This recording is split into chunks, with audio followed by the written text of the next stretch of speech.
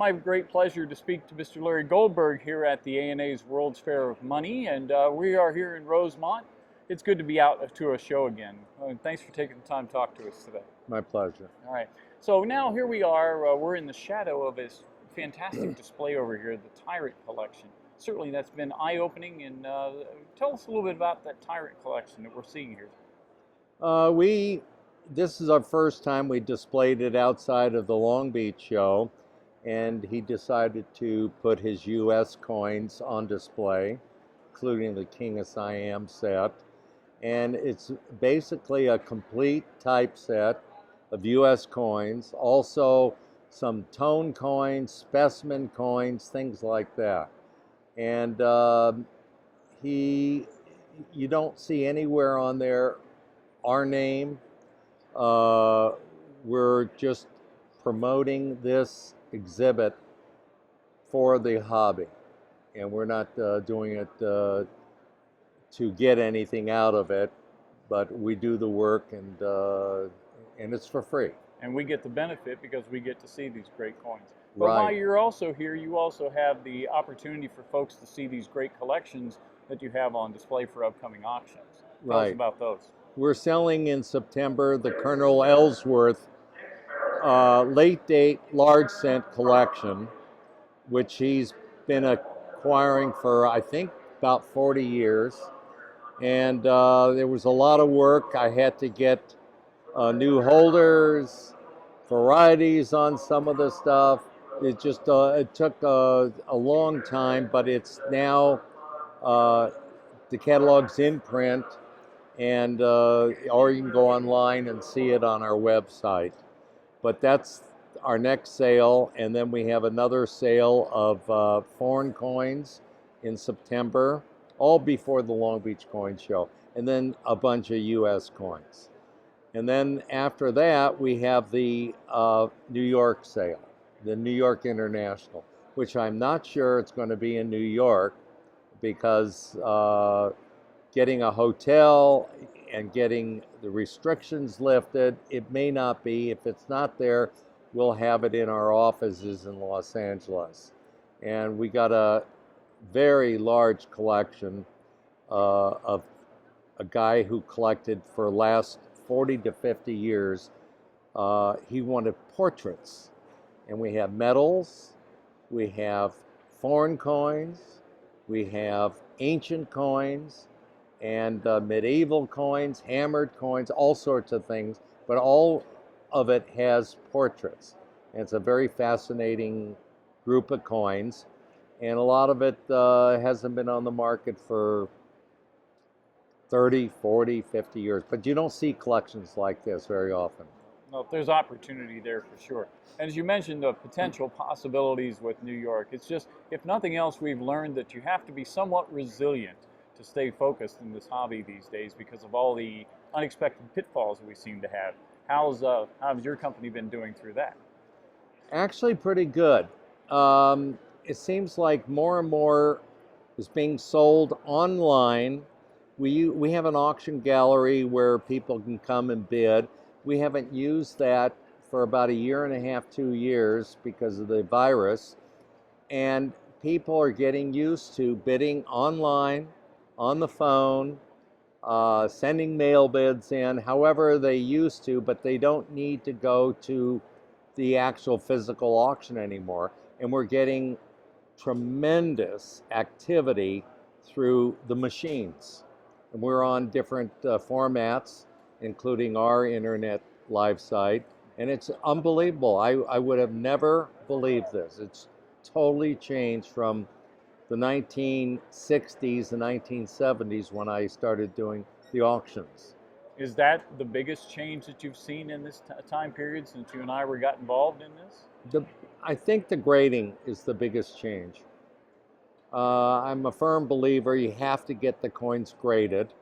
Right now, Ira doesn't like to have the ancient coins graded, and most of those collectors don't want ancient coins graded, but everything else, I see you have to get a independent third-party grade, and that's the biggest change, and it's benefited the coin business tremendously because you don't rely on, let's say I say it's mint say 63, and indeed it's been cleaned or whatever it is, and it comes back AU.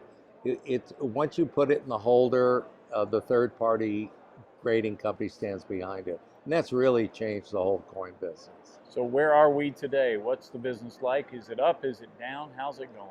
Well, we're mainly an auction company. However, we sell a lot of coins to the public through our auctions. And what I have seen since the COVID, there's been a lot of interest in coin collecting.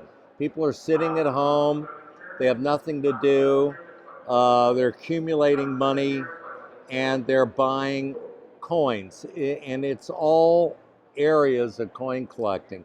It's rare coins are bringing big money, cheaper coins, common coins, silver dollars or common silver dollars are worth $25 to $35 a piece for just the lowest grade coin, and you can't find them. They're being sold when we put, if we have an inventory of some, I put it in the auction, and I don't reserve it. I just put it up for sale as a lot, and the stuff brings tremendous prices. There's a big demand for it. Foreign coins are really popular, and ancient coins are maybe the hottest part of the coin market. There's a lot of interest in ancient coins. And that's something that's kind of surprising because you think that ancient coins are probably more difficult to learn about. But as you mentioned the foreign coins, are there any particular areas? Are the Asian coins more popular than European coins or anything like that? We just conducted, Ivan, who heads our department, had a web sale. We did not produce a catalog. We took photographs. It was all on the web. Everything was sold on the web. And we got record prices for the Asian coins and the coins in that area. So there was a gold coin, I think brought a gold tail brought about 550,000. And before that, the highest it ever brought was 300,000. So, and we're experimenting doing sales online without producing a catalog. Now, every coin was photographed, but on our website. So that saved us lots of money, printing a catalog, mailing it out, having the sale in a hotel room. It's very efficient that way, and the results were all the way down to the cheapest coin to the most expensive coin. Everything sold and brought very strong prices. There may be a trend there, and then we may be seeing the last of the print catalogs because of mailing time and production time. Now a potential buyer can look at the lot immediately. Yeah, and the quality of the photograph is as good as if you were looking at it in person. So, and then we give it the descriptions. And again, I had to change when I started this. Actually, I was 12 years old, but in my 20s, I started doing the auctions. And there is a big difference today from where it used to be. And I can tell you, I think you will one day see an auction, a major auction, without a catalog. I think that's going to happen in the next 5 to 10 years. And, it's hard for me to adjust to that, but I'm slowly adjusting. So that's the new way of doing things. Now, to find out the price of gold, I pick up my phone. Instead of looking at a screen, I look at the phone and I hit Kitco or whatever it is, and I see what the current prices are. And I can get European prices,